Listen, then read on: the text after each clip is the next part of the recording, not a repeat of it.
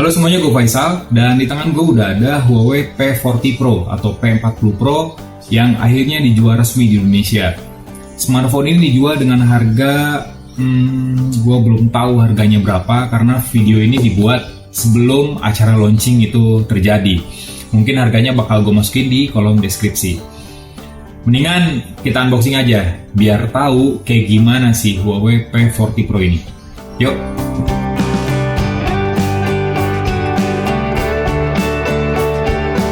Ya, ini dia Huawei P40 Pro atau P40 Pro yang akhirnya dijual resmi di Indonesia. Ketika video ini dibuat, gue belum tahu harganya berapa, makanya mungkin harganya akan nyusul di kolom deskripsi.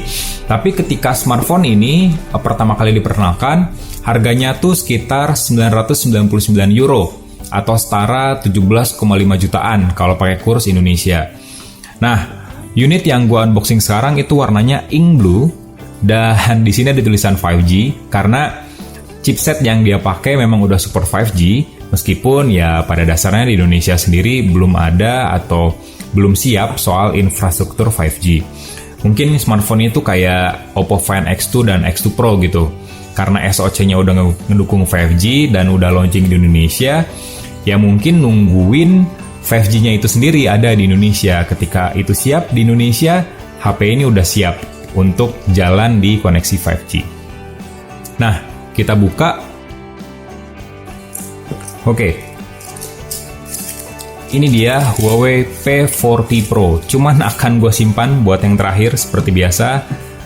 Di sini ada dus kecil dan udah ada SIM ejector di sini.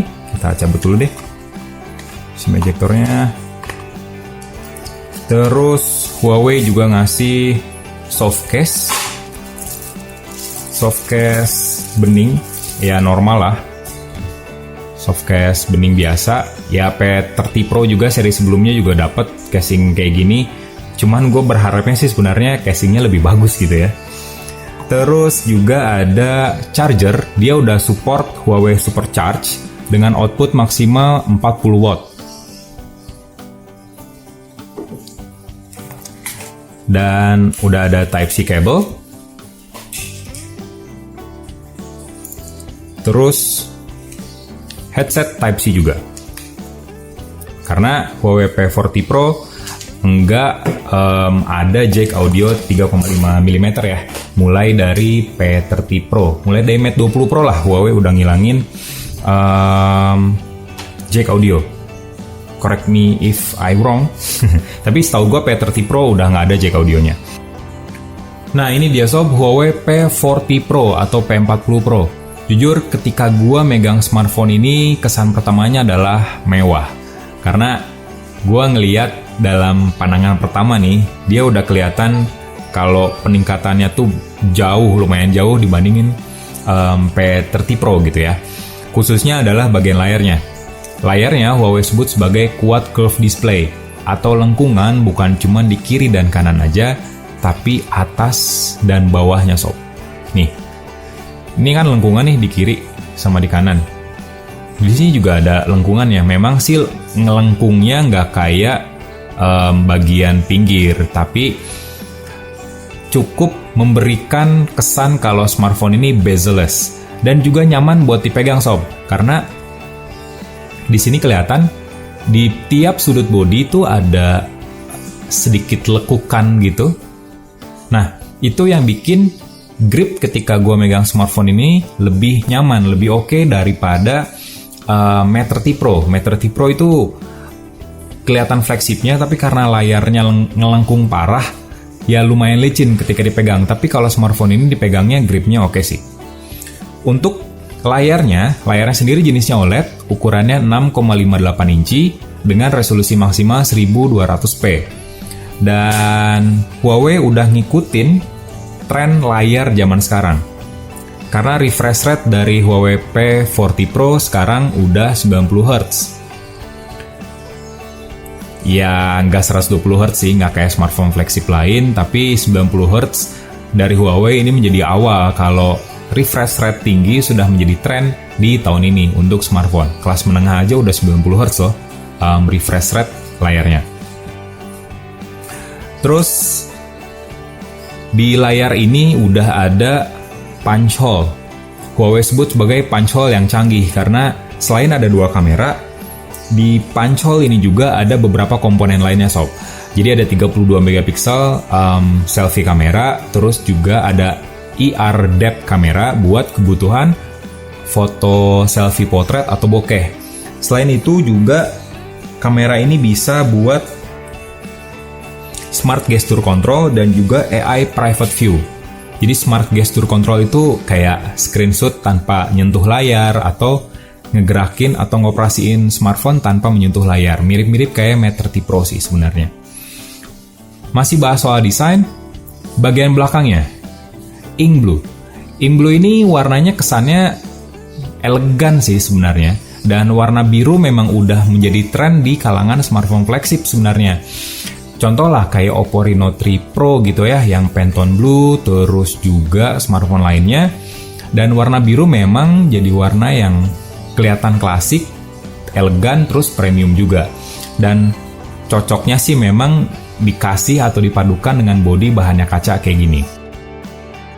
Nah, di sini tuh ada 4 kamera. Yang pertama adalah telephoto lens, resolusinya 12 megapiksel dan dia udah support OIS juga, dan jenis sensornya adalah RYYB. Terus juga lensa utamanya 50 megapiksel, lensa wide-nya 40 megapiksel dan ada 3D ToF. Nah,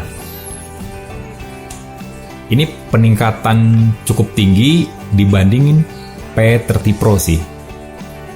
Apalagi ukuran frame kameranya sih memang gede banget sih sob ini. Harus nyari case yang oke gitu buat makin bikin cakep smartphone ini. Nah, bahas soal spesifikasinya. Jadi Huawei P40 Pro udah berjalan di sistem operasi MIUI 10 basisnya Android 10, tapi Android 10-nya nggak kayak Android 10 yang biasa kita temuin di smartphone lainnya. Karena nggak ada GMS di sini atau Google Mobile Service. Kita tahulah kenapa alasannya. Dan basicnya atau basisnya dari Android 10 yang berjalan di P40 Pro itu pakai HMS atau Huawei Mobile Service. Makanya nggak ada aplikasi Google Play Store, layanan Google lainnya nggak ada di sini. Cuman ada App Gallery. Huawei pun sekarang lagi gencar-gencarnya ngajakin developer buat gabung dengan App Gallery-nya biar ekosistem aplikasi yang ada di smartphone ini tuh makin banyak gitu sob. Ya, aplikasi di App Gallery sih memang udah lumayan banyak, cuman ada beberapa yang belum ada dan itu penting sebenarnya. Misalnya kayak aplikasi chatting, terus juga beberapa game, Maps juga belum ada di sini. Jadi semoga aja Huawei mempercepat untuk memperbesar ekosistem App Gallery-nya di P40 Pro ataupun smartphone lain yang nggak ada GMS kayak Mate 30 Pro yang beredar di Indonesia.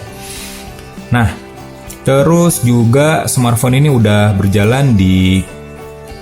pakai prosesor Huawei Kirin 990 5G. Di sini tulisannya 5G, RAM-nya 8GB, storage-nya 256GB. Dan baterainya 4200 mAh dengan dukungan Huawei Fast Charging 40W dan wireless charging 27W. Dan smartphone ini pun udah ngedukung reverse wireless charging. Outputnya 27W juga. Jadi cepet lah. Bahas sedikit soal kameranya.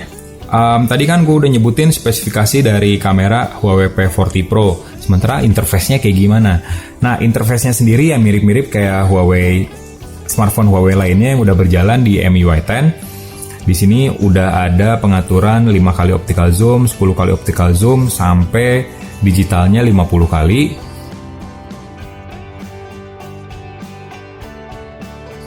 Terus wide-nya kayak gini.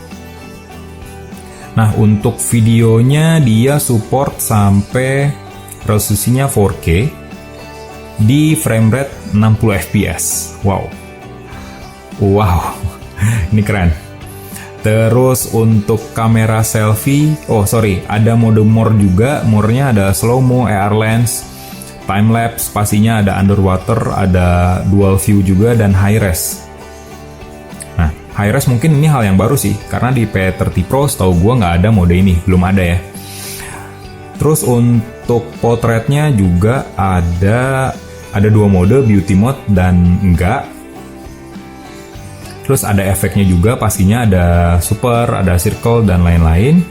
Terus mode night, ya karena sensornya RYYB makanya dia support ISO sampai lebih tinggi daripada smartphone lainnya, lihat 400 9600 ISO-nya. Itu tanpa night mode ya, dan night mode ini terus ada mode aperture juga. Nah ini kamera depannya, jadi ada modenya sama sih kayak kamera belakang, tapi kalau untuk video di kamera depan itu bisa ngerekam sampai resolusi 4K di 60 fps juga. Wow, ini 4K 60 fps kok. Ini keren sih, ini keren. Nah, mungkin bakal gue jelaskan lebih detail di review kali ya, di review P40 Pro. Termasuk gue juga akan bikin sedikit komparasi lah, apa sih peningkatan P30 Pro ke P40 Pro. Jadi tungguin aja lah videonya. Nah itu dia unboxing plus first impression gue soal Huawei P40 Pro yang akhirnya resmi dijual di Indonesia. Like videonya, kasih komen, share, jangan lupa subscribe channel Telset TV, follow Instagram Telset ID, terus ikutan komunitas Telset dengan daftar via WhatsApp yang ada di kolom deskripsi. Nun sob.